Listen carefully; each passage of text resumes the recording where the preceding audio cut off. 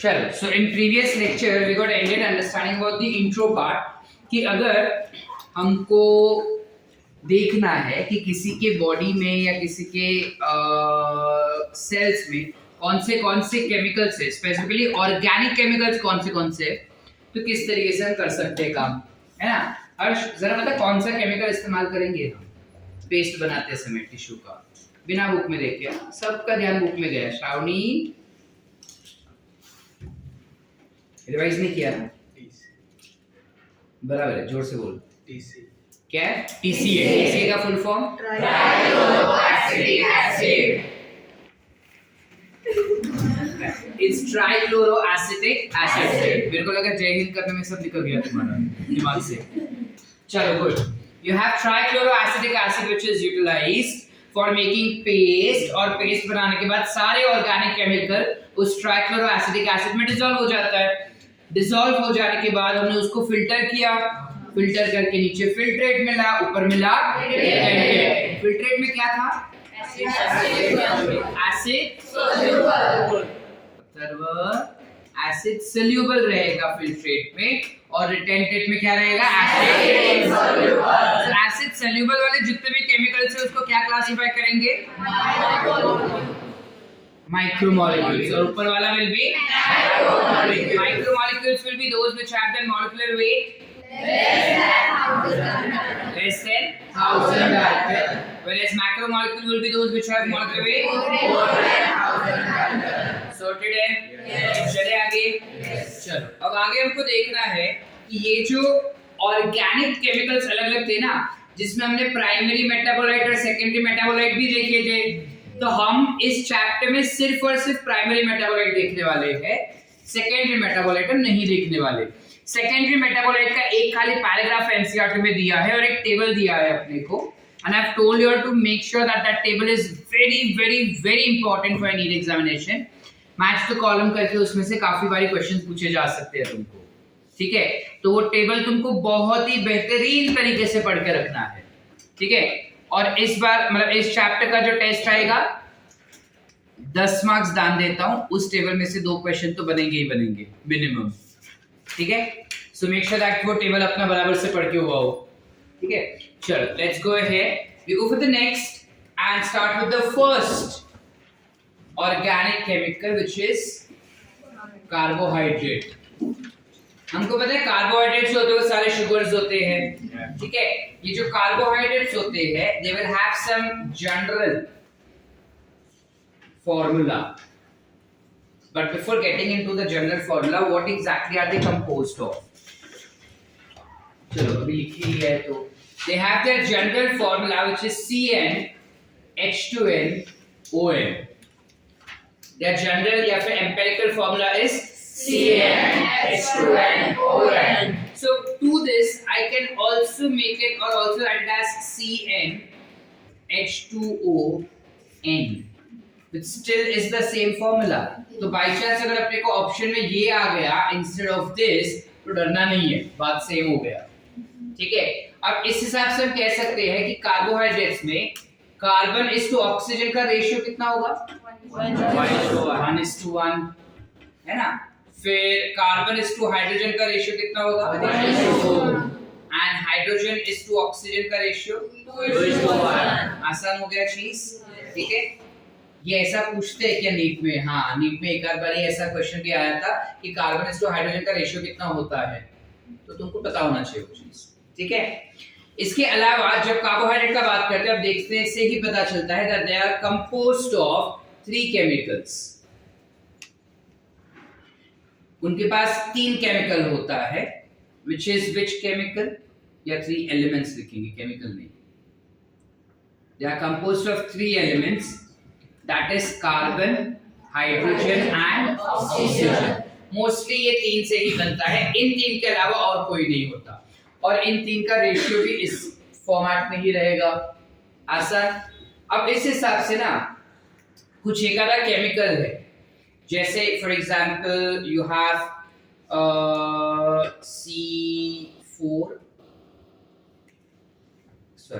C6H12O5।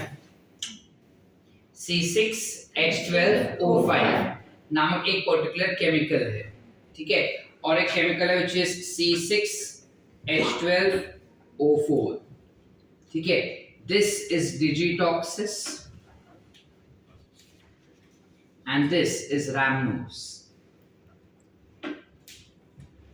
अब तुम अकल लगा के बताओ कि ये दोनों केमिकल कार्बोहाइड्रेट होने चाहिए या नहीं? Can I classify them to be as a carbohydrate? No. Anushka नसेल कागरव, उनका जनरल फॉर्मूला तो वो ओबे नहीं कर रहा है सर, तो I should not classify this to be as carbohydrate because their general formula has to be CnH2nOn. यहाँ पे वो है ही नहीं सर, करेक्ट. इनका जनरल फॉर्मूला वो नहीं है, but then still they are carbohydrate. ऐसा क्यों? ये एक्सेप्शन केस है कि सिर्फ ये दो ऐसे केमिकल्स है जो जनरल फार्मूला को ओबे नहीं करता बट फिर भी वो कार्बोहाइड्रेट है, क्योंकि जनरल फार्मूला के अलावा बाकी सारे प्रॉपर्टीज उसके कार्बोहाइड्रेट वाले ही है. Did we understand or not? Are we clear?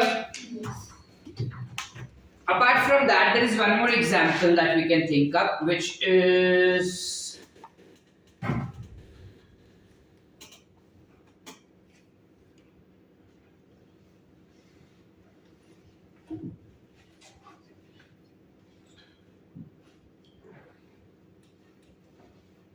this is nothing but what you call it as lactic acid.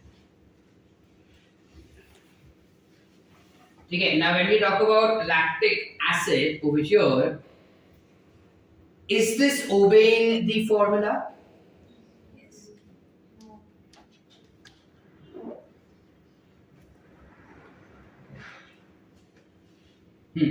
Is this obeying the formula? Empirical formula that it should obey? कुछ झोल है I guess.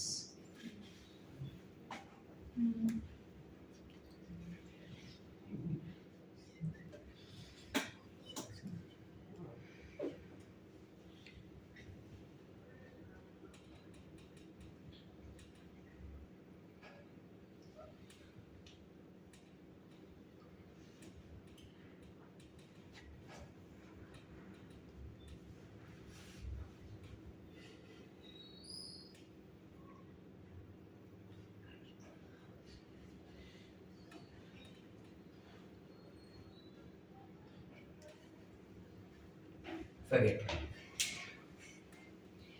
There is one chemical which is called as lactic acid, and there is one which is formaldehyde.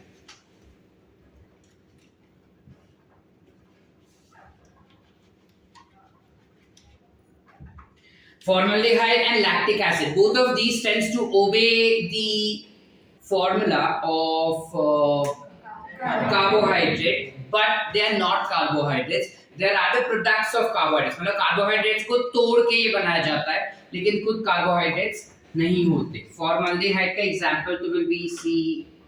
This will be the formula. ठीक है. Lactic acid का 2 minute दे दो मेरे को, आगे जाने के बाद बताता हूँ कि उसका formula क्या होता है. ठीक है.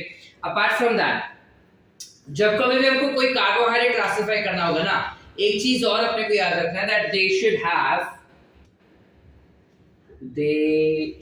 have minimum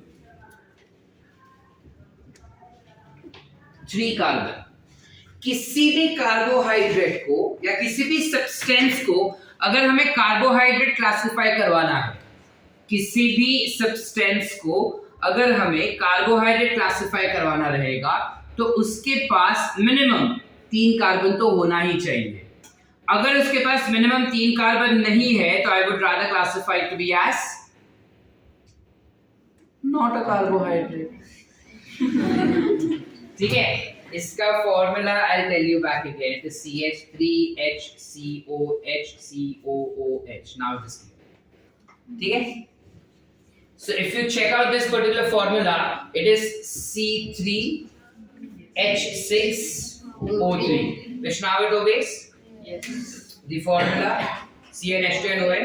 So ideally with the formula I can say that carbohydrate, but then it is not, because the only property that it obeys of carbohydrate, सिर्फ एक ही property जो carbohydrate का ये follow करता है वो ये है कि उसका एम्पिरिकल फॉर्मूला कार्बोहाइड्रेट जैसा है, बाकी कुछ कार्बोहाइड्रेट जैसा नहीं है। ठीक है, इस वजह से हम इनको कार्बोहाइड्रेट्स नहीं क्लासिफाई करते। ये क्लासेस के टेस्ट में इस पे भी क्वेश्चन पूछा जाएगा, 5 मार्क्स दे रहा हूँ उदाहरण पे। ठीक है, 15 तो हो गए अपने जुड़ जुड़ के। चले आगे। क्या रे हीरो स्वयं डॉक्टर जादव करते कि नहीं, क्या बोले आपने? वो टेस्ट में है। वो क्या है? किसका, तेरा या मेरा? कार्बोहाइड्रेट में ना एक बहुत फेमस एग्जांपल होता है, कौन सा बताओ? हाँ, कौन सा एग्जांपल फेमस है? फॉर्मूला पता है ग्लूकोज का? C6H12O6। इसका स्ट्रक्चर बनाने को आता है? केमिस्ट्री में पढ़े, पास वगैरह केमिस्ट्री वाले हो तुमको। रिंग बनाए हो या चेन? तो ये कैसन बोले। हाँ, स्ट्रक्चर बनाने को आता है तुमको? मैं भी वही सोचूं, ग्लूकोज का स्ट्रक्चर तुमको अभी अभी पढ़ा रहे हैं लोग। C6 है तो 6 वाली 6 आ जाएगा, 6 वाली C आ जाएगा, 1 2 3 4 5 6। ठीक है, 6 वाली C आएगा। C6 तो C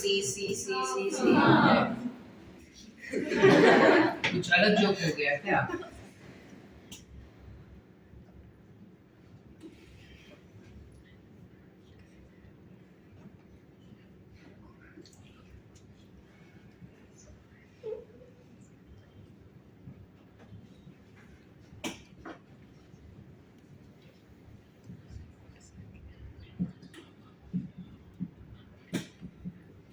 This becomes formula for your glucose. ठीक है, एक और केमिकल काफी ज्यादा फेमस होता है, फ्रुक्टोज। सुना है? क्या नहीं सुना है? अच्छा एक बात बताओ, फ्रुक्टोज का केमिकल फॉर्मूला क्या है? अब बताओ।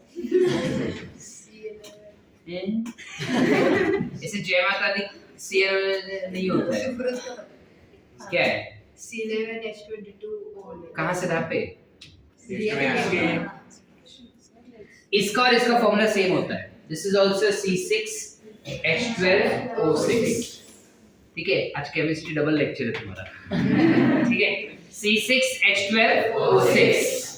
इसका फॉर्मूला अगर ऐसा है तो इसका स्ट्रक्चर सेम होगा क्या सर? अगर स्ट्रक्चर सेम होता तो केमिकल भी सेम होता था ना, लेकिन केमिकल अलग है। तो केमिकल अलग है तो ऑब्वियसली उसका स्ट्रक्चर भी कुछ अलग होगा।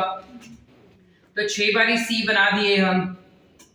ठीक है, अब 6 बारी C बनाने के बाद इसका फॉर्मूला हो जाता है कुछ ऐसन।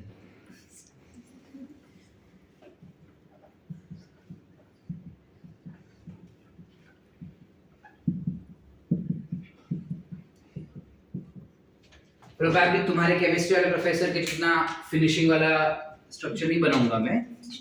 ठीक है, बायो प्रोफेसर ना थोड़ा सा डॉक्टर वाला रहेगा।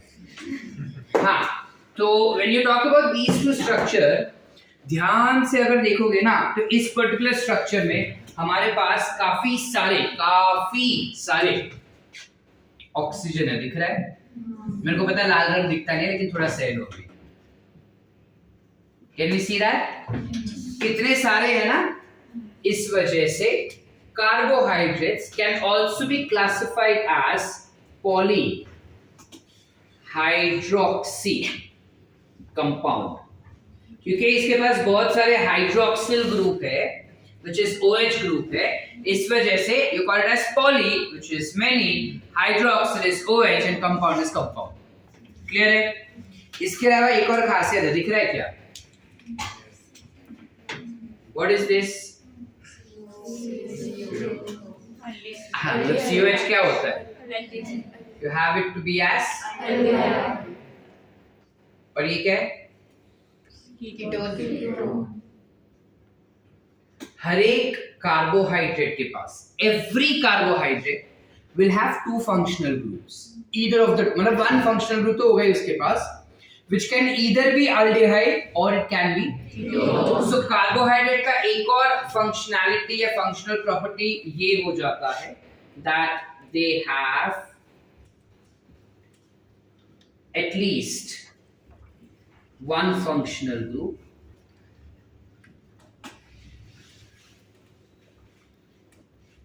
which is either aldehyde or it will be ketone. Are we clear? Are we clear? Yes. समझा कि नहीं? शर्वरी जागी है, करते कि नहीं? Sorted है? अब based on कि कितने कार्बन है, हम कार्बोहाइड्रेट्स को 3 कैटेगरी में डिवाइड कर सकते हैं. We can divide carbohydrates into 3 categories. Now what will be those 3 categories? You can divide them to be as monosaccharide. You can divide them into oligosaccharide. And you can divide them into polysaccharide. Are we clear? Yes. Any doubts? Any doubts? Clear है? इतना लिखे पहले. I need some space, तो ये erase करना पड़ेगा. या फिर पढ़ा दूं आगे? चलो लिखो. तो एल्डिहाइड में हाइड्रोजन का सिंगल बॉन्ड आएगा ना? सिंगल लिखो है? डबल हाँ? डबल लगा. डबल लग रहा था ना? एक काम कर, श्रावणी का चश्मा पहन लोगी तू. चलो, let's go ahead. So, as said, there are 3 divisions or 3 types of carbohydrates that we have. Can I erase this part? हो गया सबका लिख के?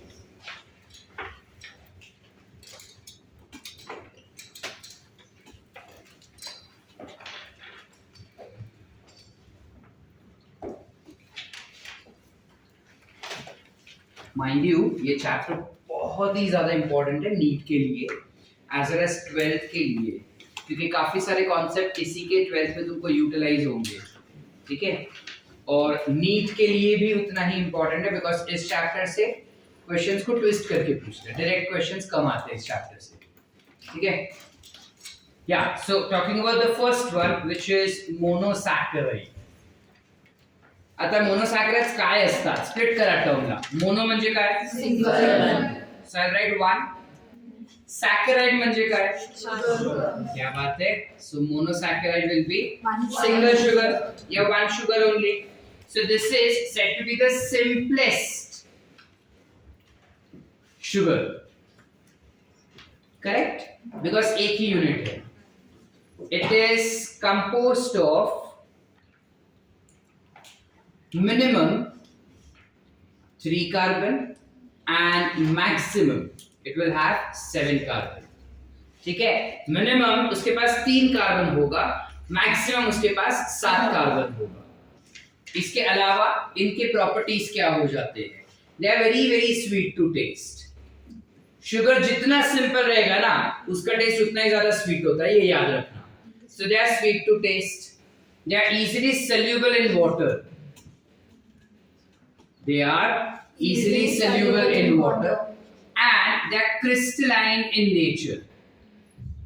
What do you understand by crystalline? Crystalline म्हणजे काय? डायमंड देखा है? वो क्रिस्टल हो गया. साखर बघितली घरी? खडी साखर त्याला आपण क्रिस्टल म्हणतात. ठीक है, नमक देखा है घर पे? नमक का क्रिस्टल, नमक के जो पार्टिकल्स होते हैं उसे भी क्रिस्टल कहेंगे. ठीक है, तो ये इसका स्ट्रक्चर कुछ वैसा दिखता है. मोनोसैकराइड्स हमेशा क्रिस्टलाइन होते हैं, पानी में डिसॉल्व हो जाते हैं और स्वीट होते हैं. And they are non hydrolyzable. They are non hydrolyzable. अब क्वेश्चन is कि non hydrolyzable का क्या मतलब हुआ सर? चलो स्प्लिट करके समझो इसको. नॉन माने नॉन, हाइड्रो माने लाइस मतलब एबल यानी capability. It do not have capability to break down in water. Why is it so? Because it's the simplest sugar ना. Minimum 3 carbon. अगर पानी के अंदर आके ये टूट गया तो टूट तो जाएगा ही, लेकिन टूटने पे वो कार्बोहाइड्रेट नहीं रहेगा, वो कुछ और केमिकल बन जाएगा। समझे कि नहीं? समझा?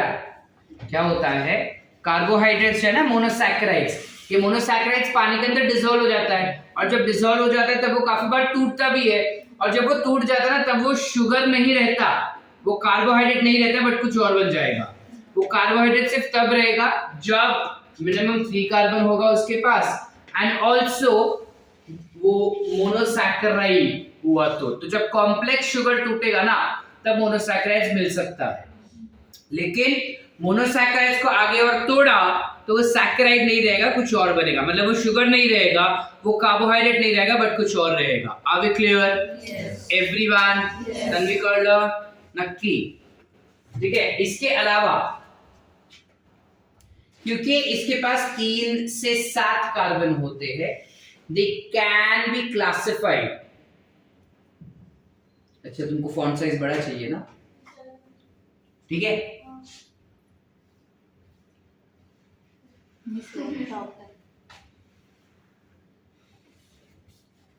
They can further be classified based on number of carbon. कितने कार्बन है उसके बेसिस पे हम उसको आगे क्लासिफाई कर सकते हैं।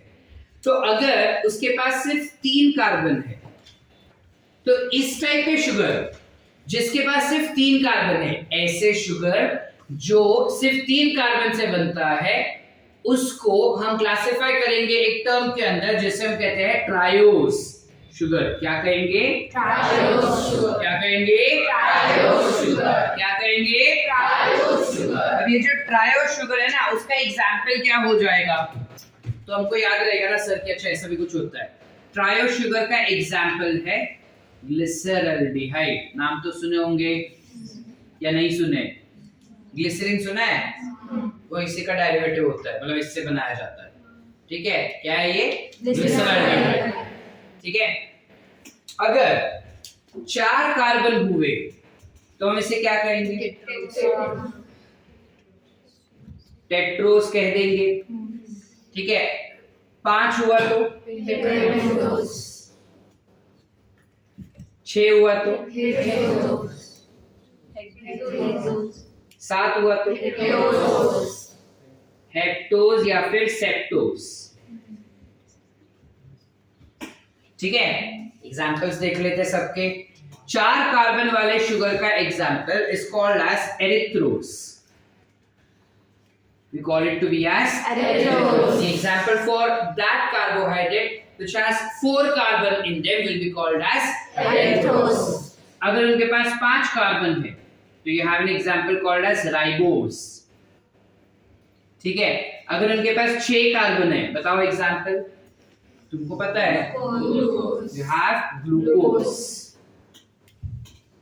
अगर उनके पास 7 हुआ तो you have pseudo heptulose as an example.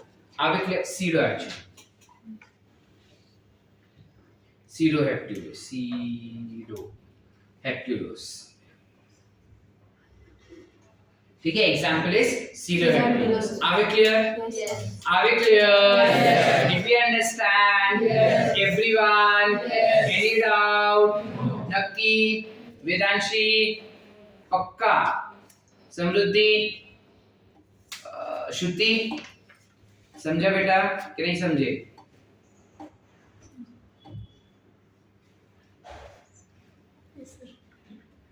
पक्का? Mandar? Omkar?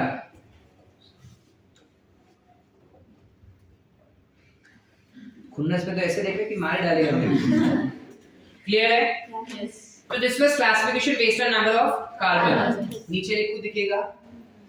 I can further also classify it based on functional group. उसके पास कौन सा functional group है, उसके बेसिस पे भी हम उसको क्लासिफाई कर सकते हैं। ये क्या बात हुआ सर? अभी तो बताए 2 फंक्शनल ग्रुप होंगे, कौन से बताओ? उसके पास हो सकता है अल्डिहाइड या फिर उसके पास हो सकता है कीटोन। अगर उसके पास अल्डिहाइड हुआ ना, अगर उसके पास अल्डिहाइड हुआ तो उसको हम कह देते हैं अल्डोज शुगर। अगर उसके पास कीटोन हुआ तो क्या कहेंगे? Ketone. So you call it as ketose sugar. आसान। चलो आगे, इसका एग्जांपल दे सकते हैं अल्डोज शुगर का?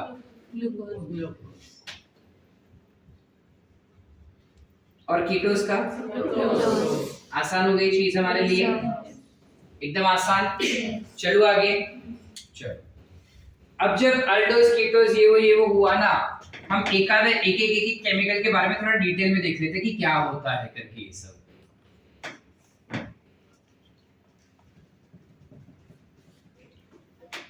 जब हम बात करते हैं मोनोसैकेराइड्स का, एक मोनोसैकेराइड ना बहुत ही फेमस है दुनिया में, जो हम बता चुके हैं, विच इज व्हाट?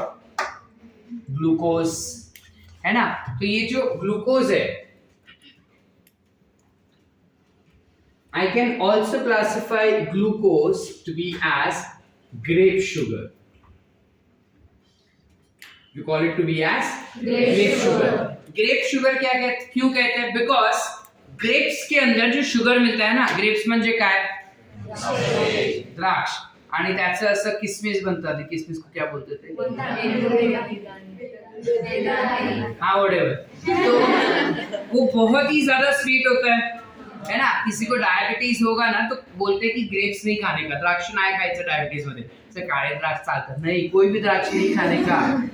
उसमें ग्लूकोज बहुत ज्यादा होता है, इस वजह से it is said to be avoided. ठीक है. अब ग्लूकोज का स्पेसिफिसिटीज क्या होंगे, यानी ग्लूकोज ग्रेप्स में मिलता है वो समझ गया. अब ग्लूकोज जो है, it is the primary substrate of cells for ATP production. हो कि ना?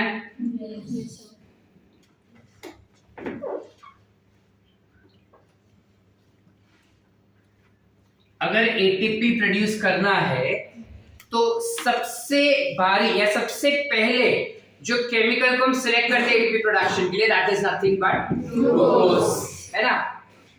इसके अलावा हमारे ब्लड में ग्लूकोज का कॉन्सेंट्रेशन कितना होता है ये हमको पता होना चाहिए, है कि नहीं? कल सुबह अगर हम डॉक्टर बने, मतलब बनेंगे, कल जब हम डॉक्टर बनेंगे या अभी तुम घर पे जाओगे और तुम्हारा टेस्ट लिया जाएगा, अच्छा डॉक्टर ही पढ़ रहे हो, डॉक्टर बनने वाले हो, चलो ये बताओ कि ब्लड ग्लूकोज का आज रिपोर्ट आया मेरा, तुम देख के बताओ कि नॉर्मल है या नहीं. तो तुम कैसे बताओगे कि वो नॉर्मल है या नहीं, है ना? हाँ, फाउंडेशन में बताया था मैंने. 80 to 120. It is 90 mg per deciliter. 80 to 100 बताया था तभी. फाउंडेशन था ना, अब बड़े हो गए तो exact 90 mg per deciliter is something which is expected to be. Deciliter म्हणजे काय?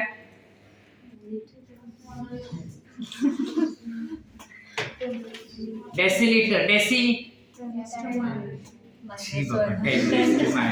100. डेसीलीटर माने 100 ml. ठीक है. 100 ml के ब्लड में 90 mg का ग्लूकोज होना चाहिए. 90 से ज्यादा माने बंदा जो है वो डायबिटीज की तरफ चल रहा है.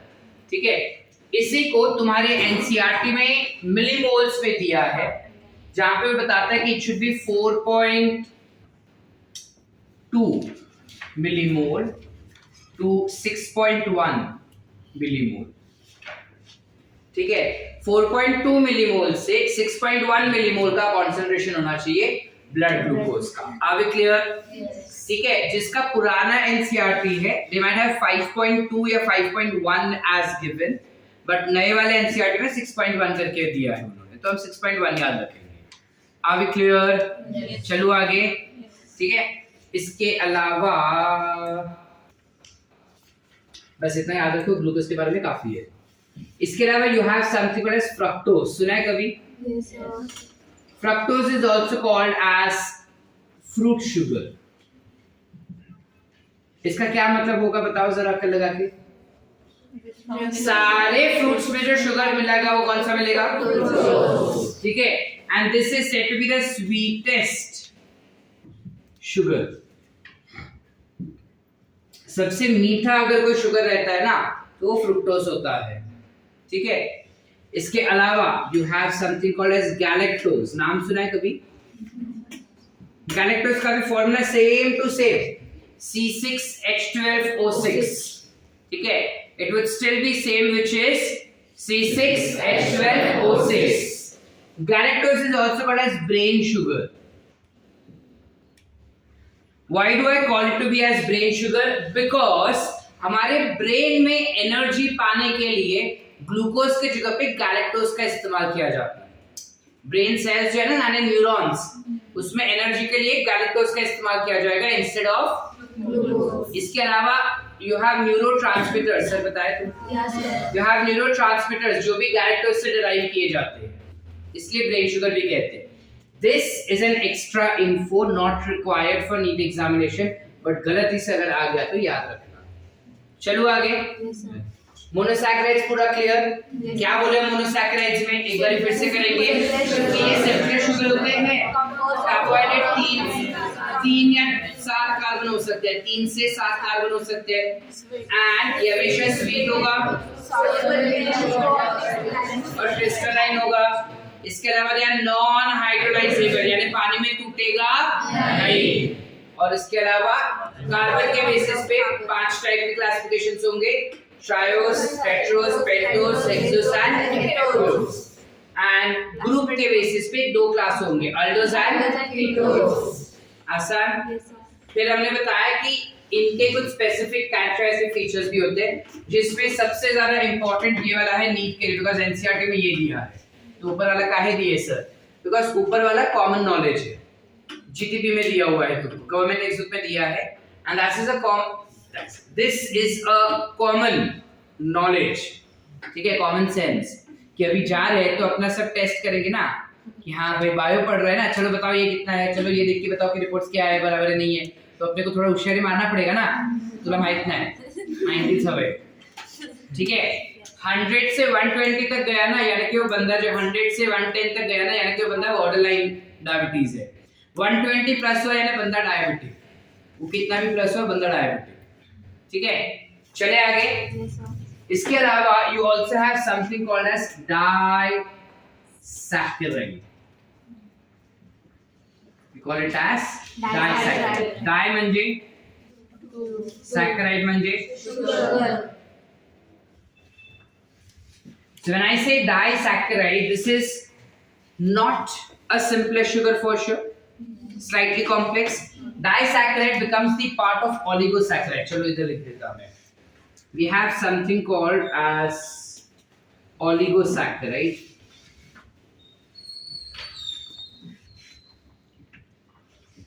Oligo माने few, saccharide मतलब sugar। तो इसमें मिनिमम 2 मोनोसैकेराइड्स होते हैं और मैक्सिमम उसके पास 7 मोनोसैकेराइड्स हो सकते हैं, ठीक है।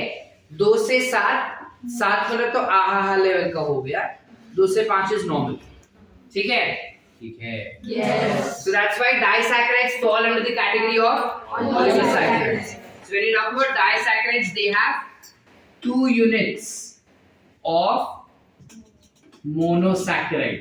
मोनोसैकेराइड के 2 यूनिट होते हैं इनके पास। Are we clear? Yes, sir. They not clear? Yes. अरे ओके ना है? Yes. They have 2 units of monosaccharides. इस वजह से इनके प्रॉपर्टीज क्या हो जाएंगे? ये भी स्वीट होंगे, ठीक है, ये भी क्रिस्टलाइन होंगे,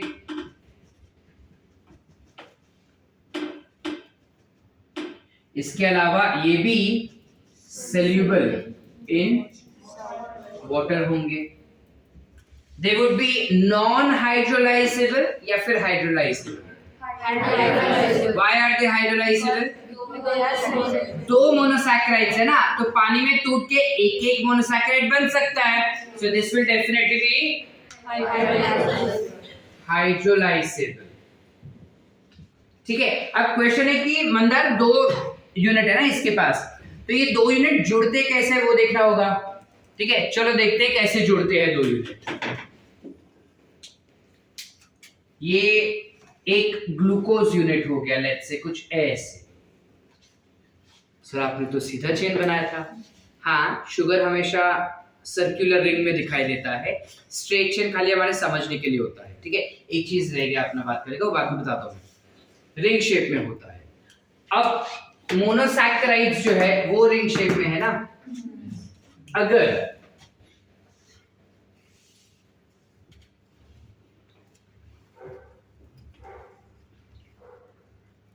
you have something called as pyranose ring and you have something called as furanose ring. अगर रिंग के अंदर 5 कार्बन है, जैसे यहाँ पे, सर यहाँ पे तो आप 6 एजेस हो गए, तो 6 कार्बन, ग्लूकोज 6 कार्बन का है, करेक्ट। ग्लूकोज है 6 कार्बन, बट रिंग में सिर्फ 5 ही आता है। 1 2 3 4 5।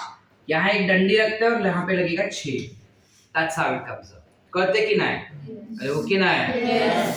तो रिंग में कितने कार्बन है? 5। तो 5 कार्बन के रिंग को हम कहेंगे पाइरेनोस। 5 पाई।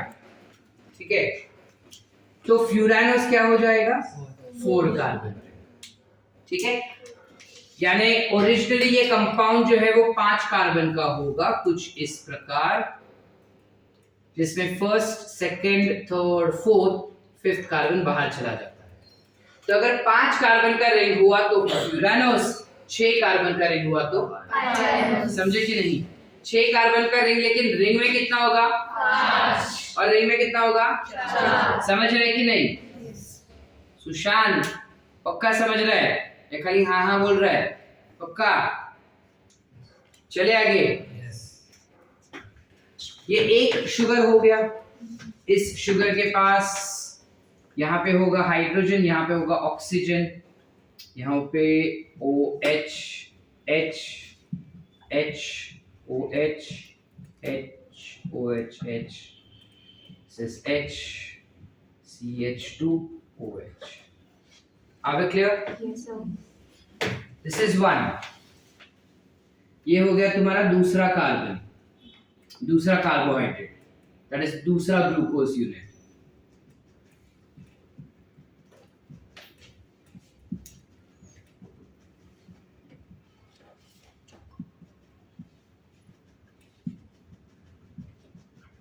कहते this becomes first carbon, second carbon, third carbon, fourth carbon, fifth carbon, sixth carbon. बराबर है? और ये O क्या है sir? What is this O? देखो, या तो उसके पास अल्डिहाइड होगा या तो उसके पास कीटोन होगा। दोनों अल्डिहाइड और कीटोन में you will have C double bond O। यही वही वाला O है। ये ऑक्सीजन है, ठीक है, छेद नहीं है रिंग में, इज ऑक्सीजन। सत्यम जाग रहा है ना? अब क्या होता है यहाँ पे? ये जो हाइड्रोजन होता है वो इस OH को लेके भाग जाता है। जब वो इसको लेके भाग गया, क्या निकला? H2O निकला। लेके भाग गया तो रोना धोना होगा ना, पानी। बहुत रोई उसकी अम्मा। इसे हम कहते हैं कंडेंसेशन। क्या कहेंगे? Condensation. You call it as condensation. Removal of water is called as condensation. अब जब ऐसा हो गया और ये लड़के लेके भाग गया तो दो परिवार एक हो जाएंगे। क्या कर सकता है? भाग गए ना, शादी तो करवाना पड़ेगा।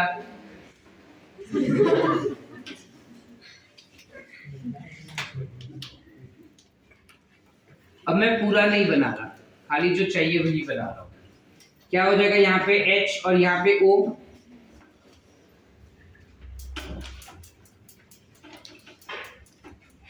यहाँ पे क्या हो जाएगा? सिर्फ H।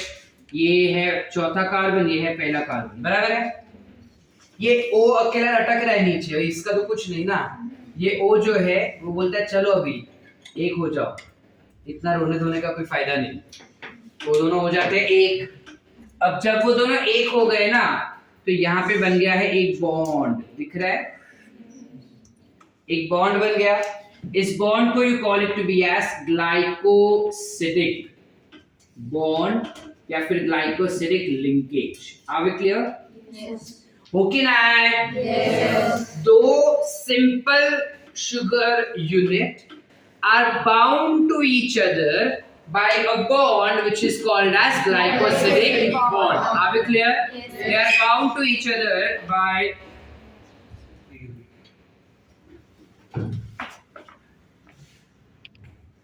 तो दो sugar unit are bound to each other by glycosidic bond या glycosidic linkage. क्या है ना, अभी आजकल अपना IUPAC बहुत ज्यादा चल रहा है ना, तो बायो में भी थोड़ा IUPAC कि इसका ये बॉन्ड का अगर नामकरण करना रहेगा तो मैं क्या करूंगा, राइट से लेफ्ट जाते हैं या लेफ्ट से राइट, क्या पता सर, आपका मर्जी है, वैसा करो। ऐसा पढ़ते हो या ऐसा पढ़ते हो, इंग्लिश है ना तो ऐसे ही पढ़ेंगे ना।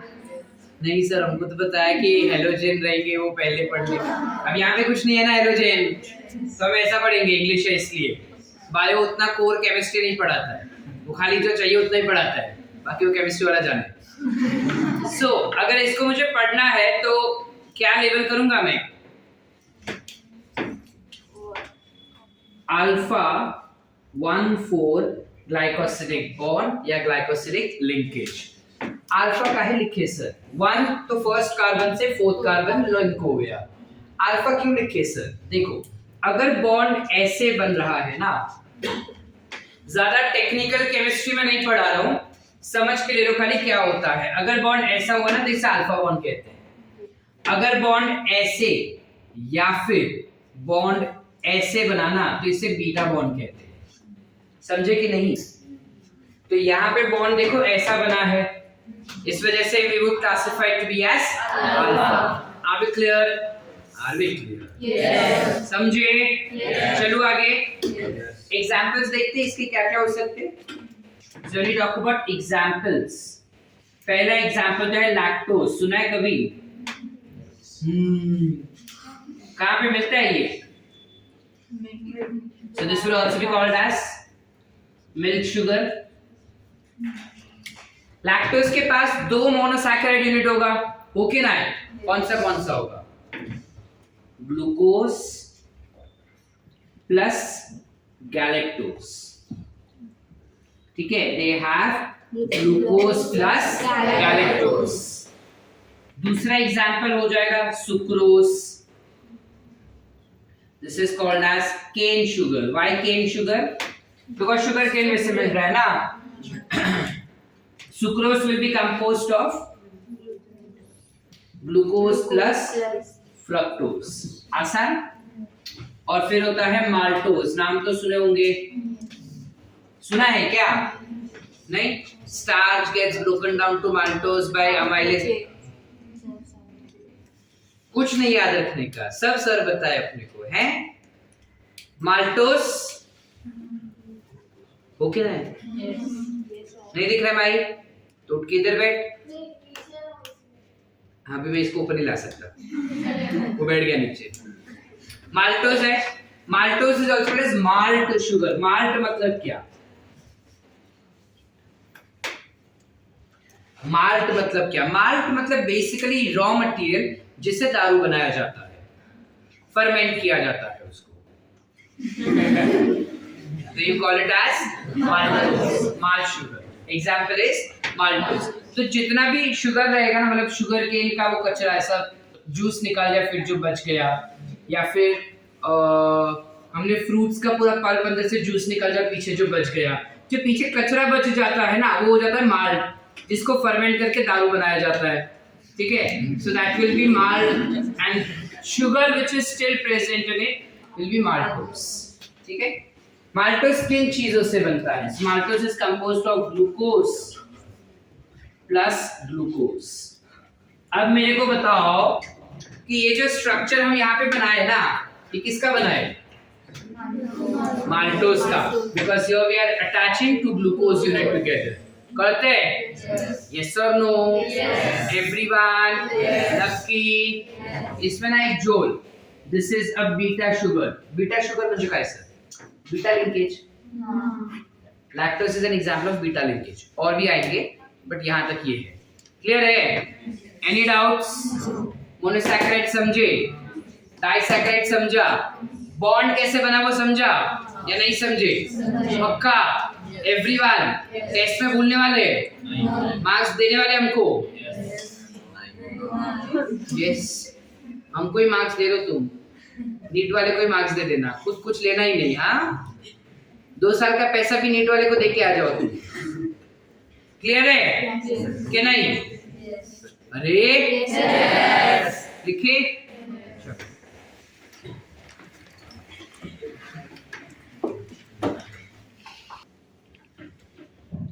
एनसीईआरटी निकालो सर।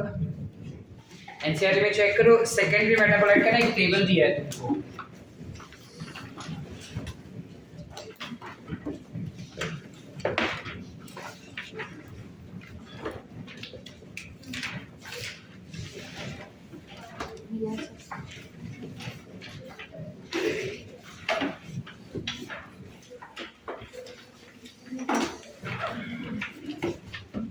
है ना?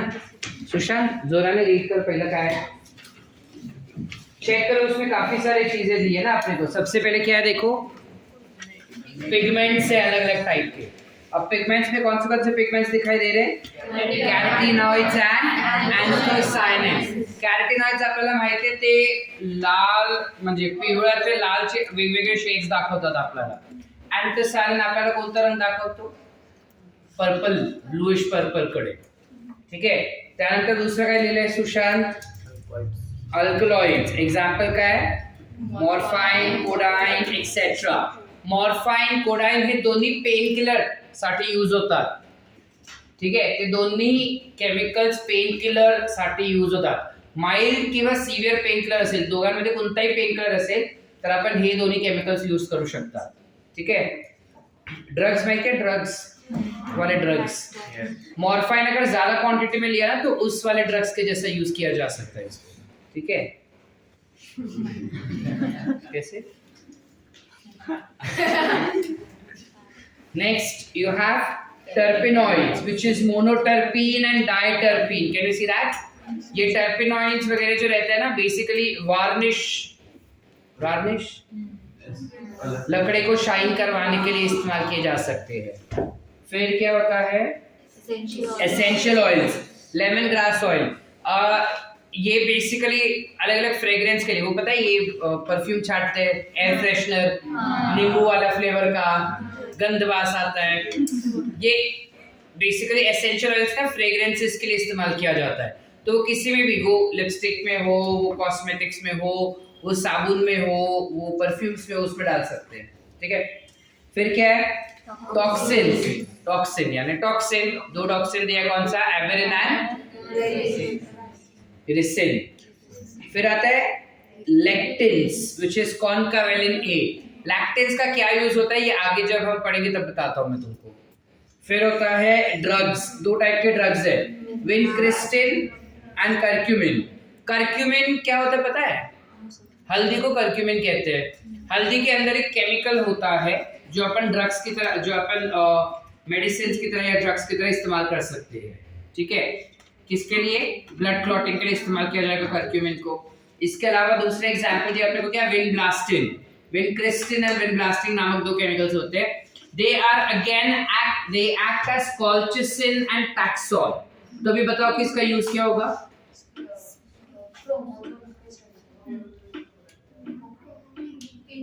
कैंसर ट्रीटमेंट में इस्तेमाल किया जाएगा ना, सेल मल्टीप्लिकेशन को रोकने के लिए। फिर क्या है? पॉलीमर सब्सटेंस लाइक रबर, गम, सेल्यूलोज एक्सेट्रा। ठीक है, क्लियर है यहाँ तक? Any doubts? अब ना एक झोल है, सेल्यूलोज इज आइडियली